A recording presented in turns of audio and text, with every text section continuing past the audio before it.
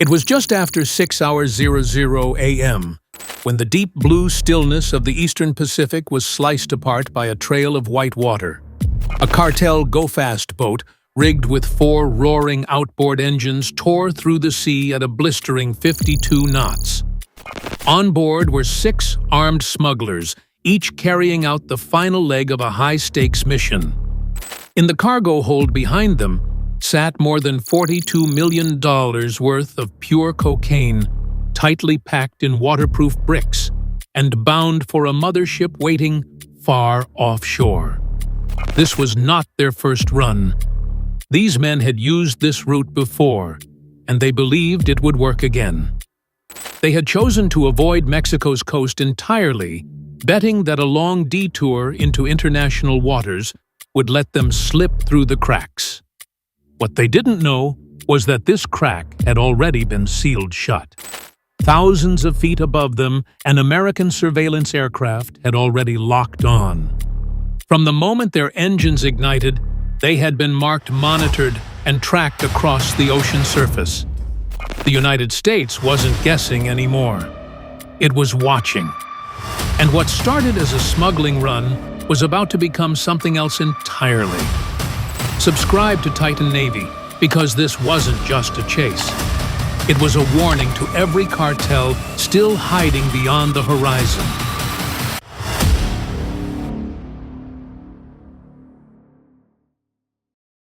The early morning haze over the eastern Pacific carried no warning.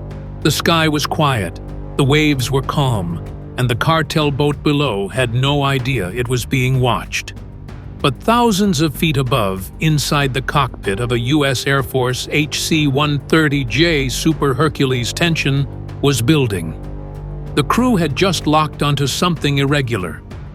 A small, fast-moving vessel was slicing through open water at a speed that didn't match any known commercial profile. Worse, it wasn't broadcasting any AIS signal, which meant it was either broken or hiding. The aircraft banked gently to get a better sweep of radar coverage. From that altitude, the radar screen lit up with data. This vessel was moving at over 50 knots and was weaving sharply every few minutes, like it was trying to shake off pursuit.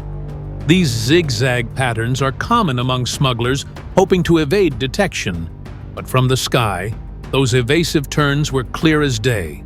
They looked desperate. The aircraft's operator flagged the contact and began pulling additional metrics.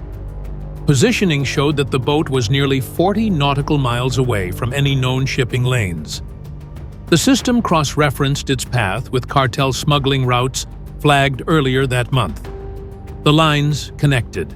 In the cargo hold of that go-fast boat were 6 cartel members and a shipment worth tens of millions. What they didn't know was that U.S. eyes had already been watching them for over an hour. And the deeper they ran into open ocean, the more vulnerable they became. The operator inside the Hercules initiated a fuel consumption model.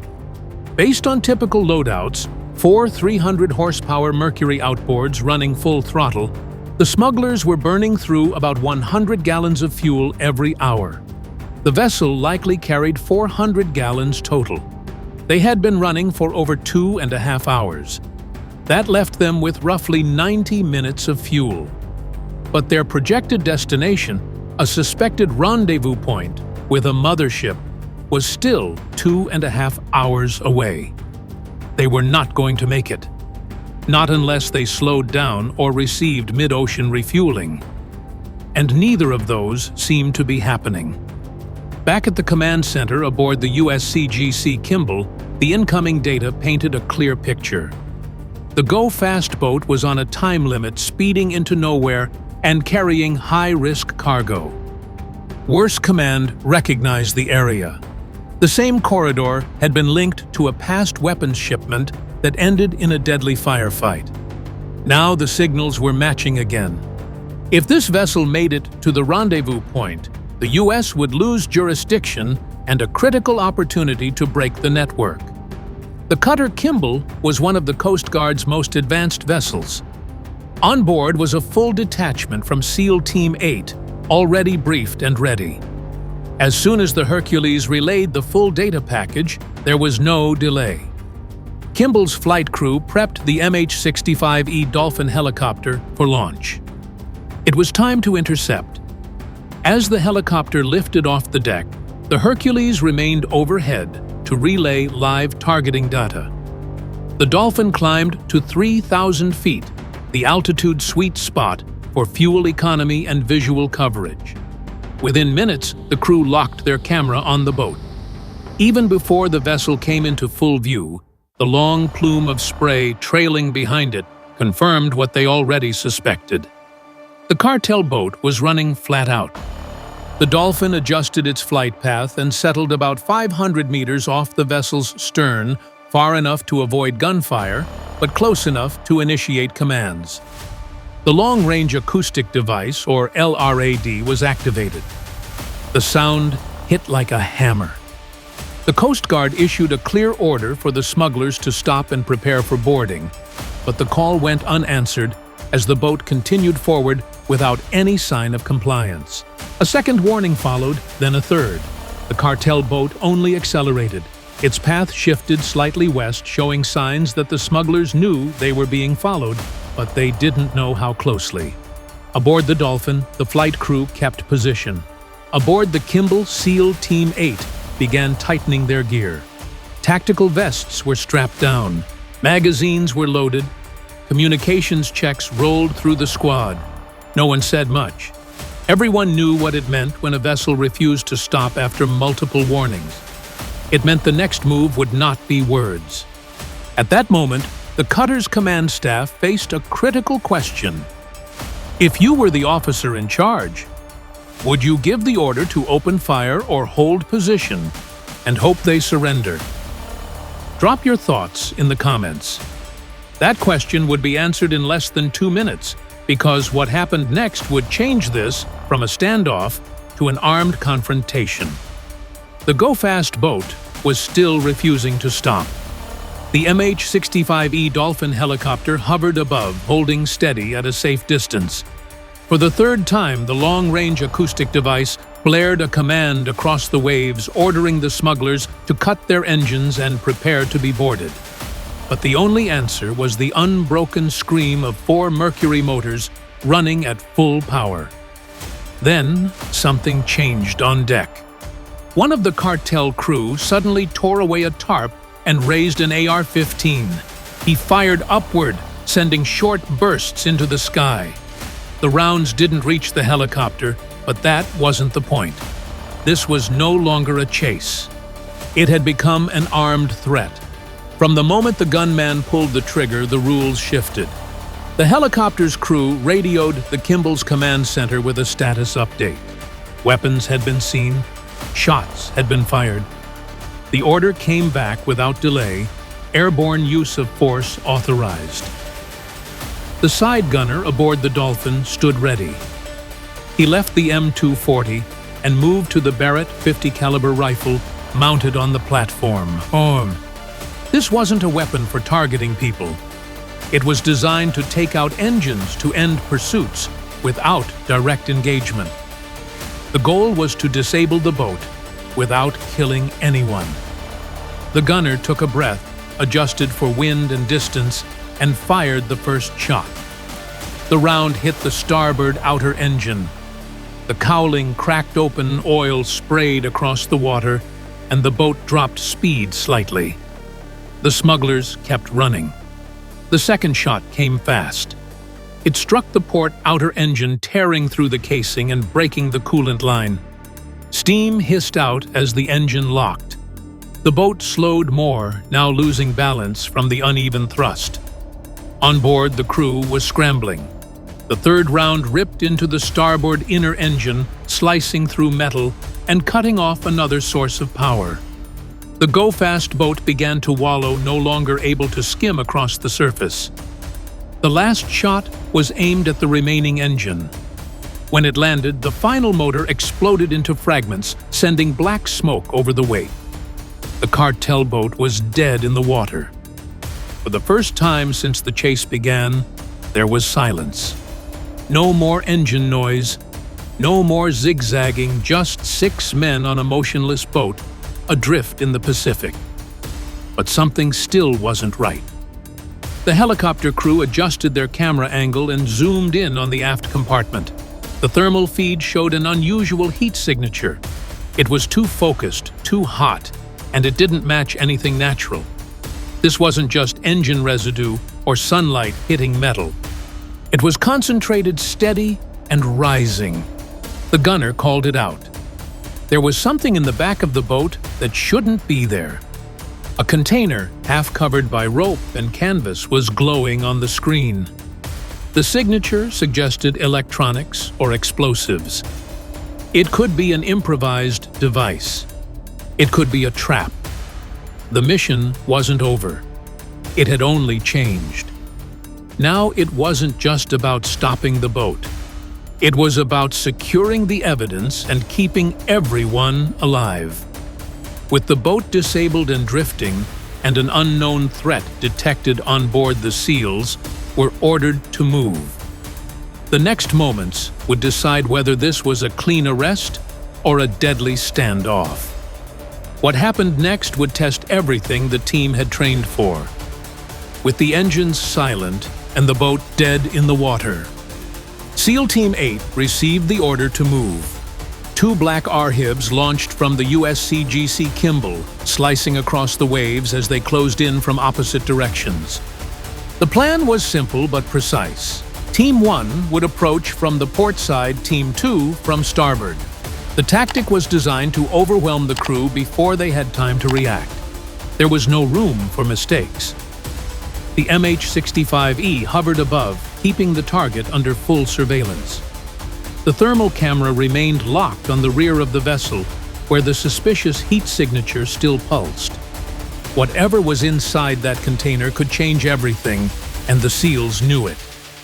As the HIBs reached striking distance, both teams moved fast. From the port side, 3 SEALs leapt aboard. Their boots hit the deck just as one of the smugglers near the stern reached into a storage bin. The movement was quick and purposeful. The SEAL in front recognized the object immediately. It was a handheld detonator. The smuggler pulled the safety clip with his thumb and began to raise the device. He never got the chance to trigger it.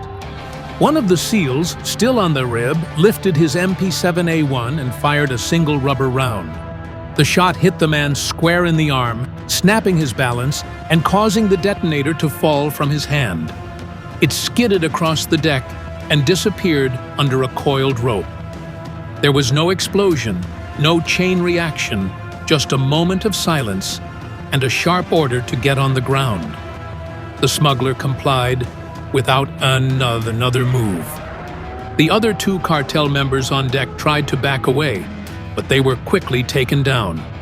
One was pinned against the railing. The other was wrestled to the floor. All 3 were zip-tied in under 10 seconds. The front deck was now secure.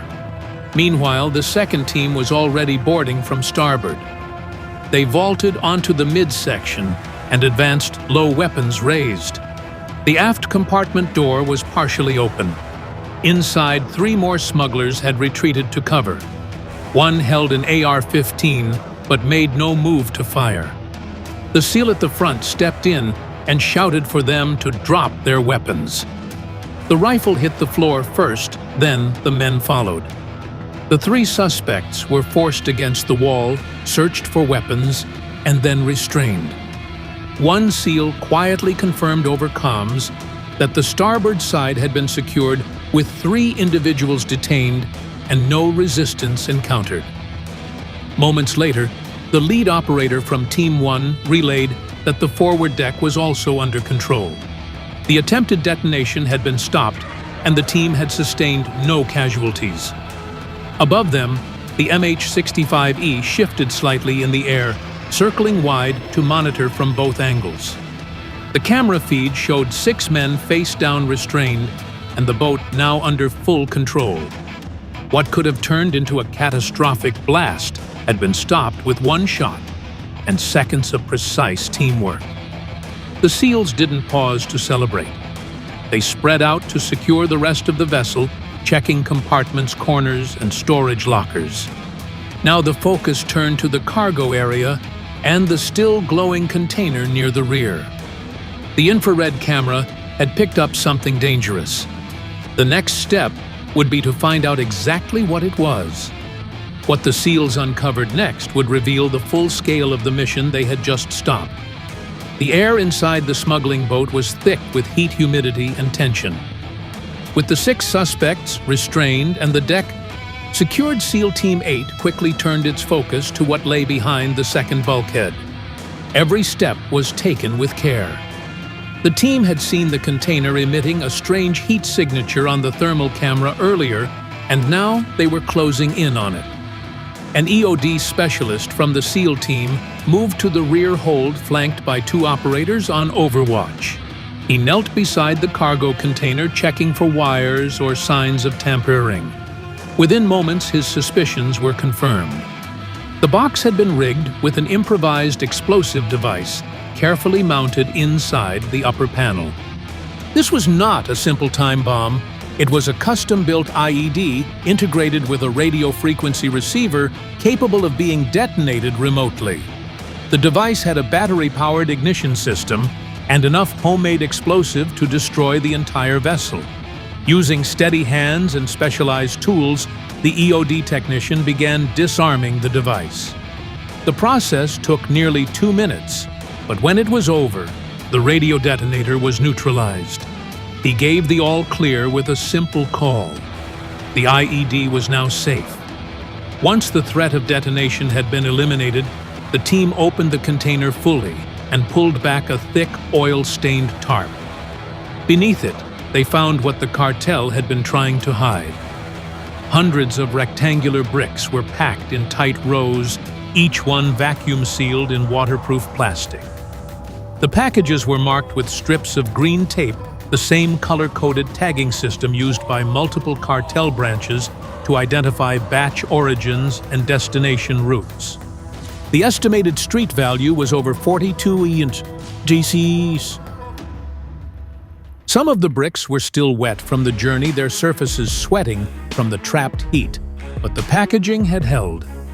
Each one had been professionally wrapped to survive long distances at sea, with signs that the load was prepped for a handoff to a larger vessel, likely the cartel's mothership waiting farther offshore.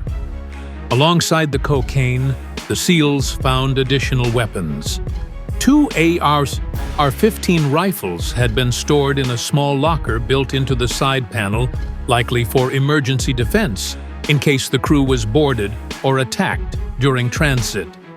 A separate pouch held a small encrypted communications device, partially water-resistant and encased in rubber, with a detachable antenna folded into its frame. This was the cartel's lifeline, their secure link back to handlers and coordinators beyond the horizon. Everything was cataloged quickly.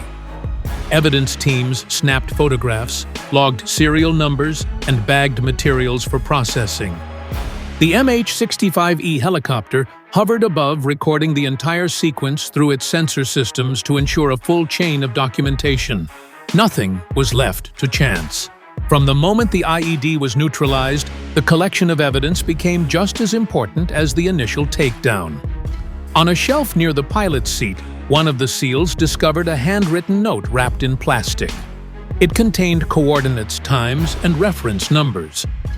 The handwriting was rough, but the meaning was clear. The crew had been part of a larger relay network with plans to meet another vessel that night. That meeting would never happen now. By the time the sweep was complete, the rear cargo section had been fully cleared and logged. Every major item had been secured.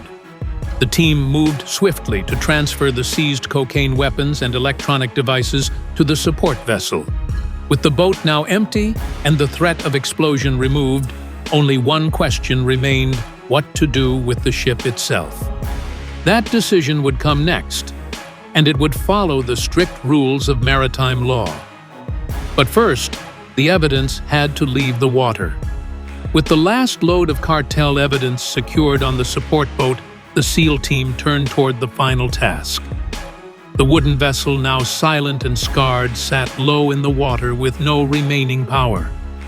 Its engines had been destroyed, its cargo stripped, and its crew restrained. But as long as it remained afloat, the risk was not over.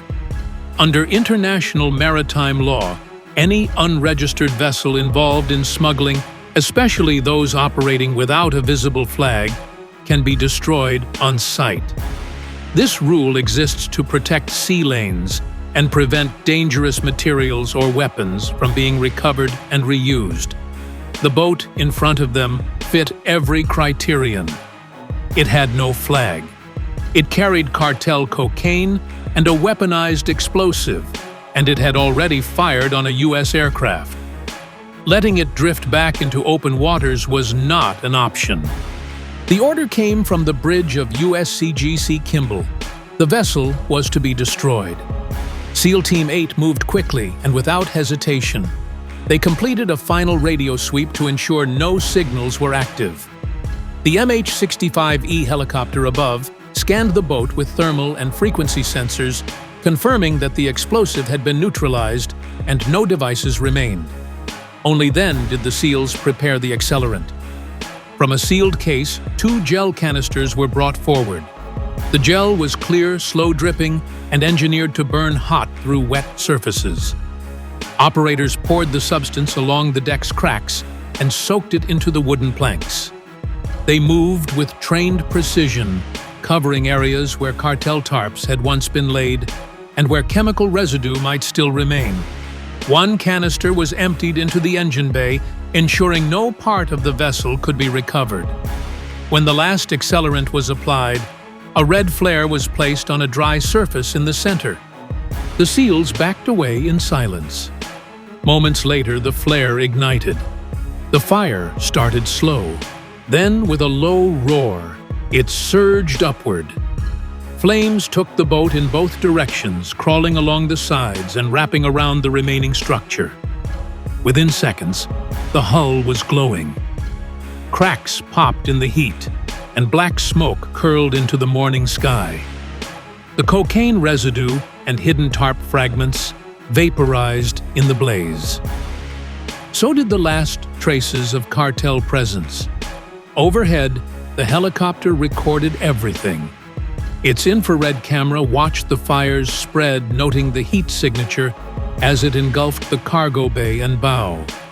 From above, it looked like a controlled burn, a bright oval fading into ash against the blue ocean. When the structure collapsed inward and floated in pieces, the pilot made a final sweep. No dangerous debris, no fuel slick, no environmental threat remained. Back on the support craft, the SEALs stood by with their 6 detainees. All were silent, their wrists bound with reinforced ties. None resisted. They had watched their operation erased in minutes. The evidence they once protected was now either in federal custody or reduced to smoke and salt water. The support boat rejoined the Kimball. One by one, the suspects were handed over to Coast Guard guards who logged names and searched for concealed items. The sealed containers of cocaine, electronics, and weapons were passed directly into the custody of the Evidence Control Unit. The diffused explosive, still in its tamper-proof case, was moved into a reinforced locker for further examination. Technicians would soon begin dissecting its design to identify component origins and link it to prior incidents. From the moment the helicopter first spotted the boat to the final flame licking the sea, the entire mission had taken just under 3 hours. It ended without U.S. casualties and with full mission success. But this was not the end of the story. The next step was political, not tactical. The chain of command was already preparing a classified report for the Pentagon, one that would set the tone for U.S. response to cartel threats in the Pacific Corridor. Because this strike, surgical, silent, and final, was not just an operation, it was a signal. And what happened next would prove whether that signal was received. One improvised explosive device neutralized, and millions in cocaine pulled from the sea. Moments later, the vessel that once carried it all vanished beneath the waves in a controlled blaze. What looked like just another drug run became a message carved into open water. This was not simply a tactical victory. It was a warning to every smuggler still watching the horizon. There are no more blind spots, no more safe zones, not in these waters. When the United States brings together its full force, air patrols, Navy warships, elite special forces, there is no corridor left to slip through. Every movement is tracked. Every signal is intercepted, and every threat is met with overwhelming speed. So what happens next? Subscribe now to Titan Navy, because next time the cartel might be carrying a surface-to-air missile. And when that day comes, you'll want to see how the United States responds. But before you go, we want to hear from you. If you were in command of this operation, what would you have done differently?